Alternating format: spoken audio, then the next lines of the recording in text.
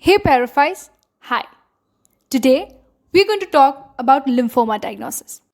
You cannot detect the problem in your body by doing a single Google search. The answer to your question of what has happened to me is answered by the process of diagnosis. To recognize the correct disease is not that easy.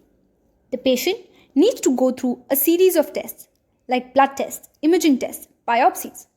Along with these, the health history and physical examination done by the doctor provide important clues to us finding out the real problem. In this video, we are going to take you to the whole procedure of diagnosis, where every test marks a deciding checkpoint leading to the more specific test and finally pinpointing the accurate disease. And the disease we are going to look into today is lymphoma. Lymphoma is a type of blood cancer that develops when white blood cells called lymphocytes in the lymphatic system go out of control. But how do you know if that's what's happening inside a patient's body? Yeah, that's right. The patient shows myriad of signs and symptoms, which are like jigsaw puzzles for the doctor to solve. Cause there are many types of lymphomas, and their manifestation differs significantly with every different human being. But the most common symptoms are swollen lymph nodes, fatigue, unexplained weight loss, night sweats, often called as drenching, and itching. This is where the role of diagnosis comes into play. The first and foremost is the health history of the patient, which is a crucial point in deciding the direction of the diagnosis procedure. But remember, not all diseases are essentially related to the health history. Like lymphoma, which is not inherited and thus cannot be passed on like any other type of cancer. So, how do we know what causes lymphoma? Well, we don't know that either. But the main risk factors are problems related to the immune system. What after this? It's time for the physical examination done by the doctor.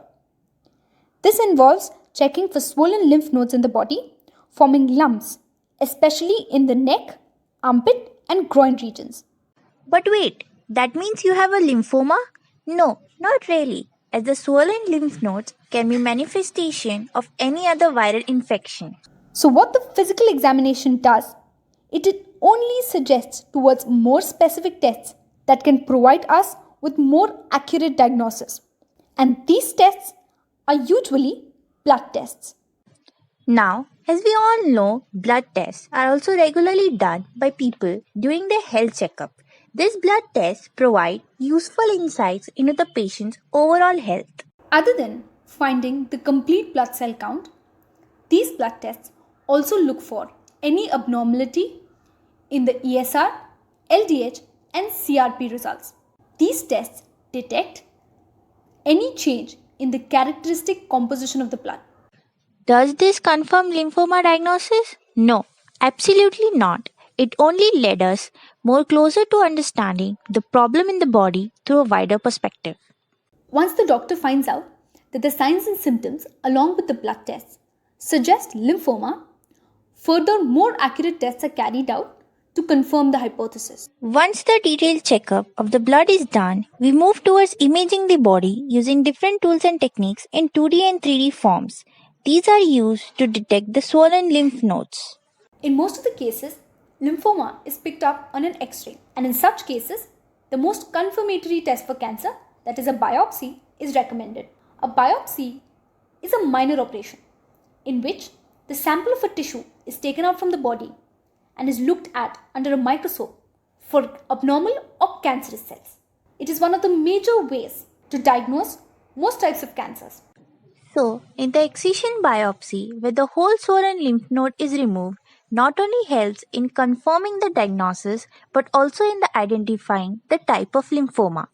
Based on the presence or absence of Reed-Sternberg cells in the removed tissue, it is classified into Hodgkin's and non-Hodgkin's lymphoma. Yahoo! Now that we know that the person is suffering from lymphoma, have we come to an end of the diagnostic procedure? No. The process of diagnosis doesn't end at simply knowing the cause of the problem, but also checking its progress.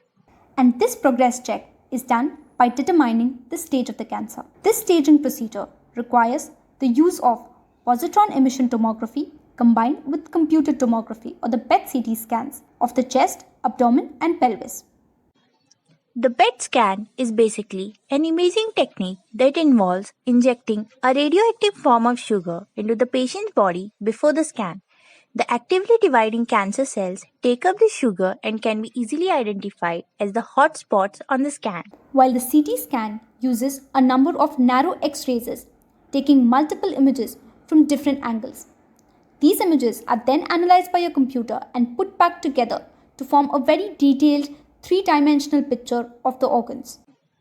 A combination of these two reveals information about both the structure and function of cells and tissues in the body during a single imaging session. This helps the doctors to figure out the stage of the cancer. Knowing the location of the lymphoma cells in the body is especially important to identify the stage of the cancer, whether it is stage 1, 2, 3, or 4. Bone marrow biopsy is carried out to check if the lymphoma cells have reached into the bone marrow. This usually happens in stage 3 or 4. Even with an anesthetic, it is a very painful process. Other than these scans, the doctor might recommend an MRI, that is, magnetic resonance imaging, if the lymphoma of the central nervous system is suspected. If so, a lumbar puncture is carried out. Also called as the spinal tap, the test looks for lymphoma cells in the cerebrospinal fluid. The results from the test in turn helps the doctor to decide upon whether or not the central nervous system should undergo treatment. Finally, diagnosis, as we described in the beginning, is not only about identifying the real problem but also about regularly checking its progress and deciding upon an effective treatment plan. Once the type of severity of the lymphoma is known, it is treated with a typical chemotherapy or radiotherapy. Thus, the process of diagnosis is critical towards ensuring an effective treatment and safety of the patient. Thank you.